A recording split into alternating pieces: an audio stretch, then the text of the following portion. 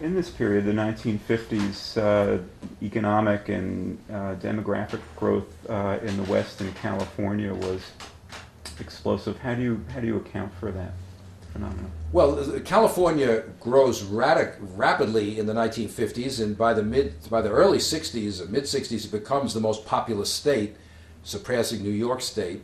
A lot of this has to do with the Cold War. California and the Southwest become major centers of aerospace industry, of other Cold War, of what's called, what President Eisenhower calls the military-industrial complex.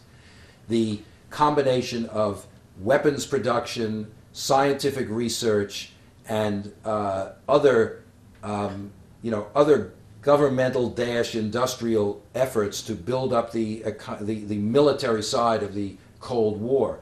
Much of this goes on in California. California is on the Pacific coast, of course. It gets the naval bases. It gets the Lawrence Livermore Lab, where the H-bomb is developed. And a great deal of federal defense money pours into California. Of course, also, this is the era of suburbanization, and California is the quintessentially suburban state. It's the era of the car becoming absolutely ubiquitous, and California is the car state with freeways all over the place and no real public transportation, everybody having to drive everywhere. So it kind of exemplifies all these elements of 1950s life.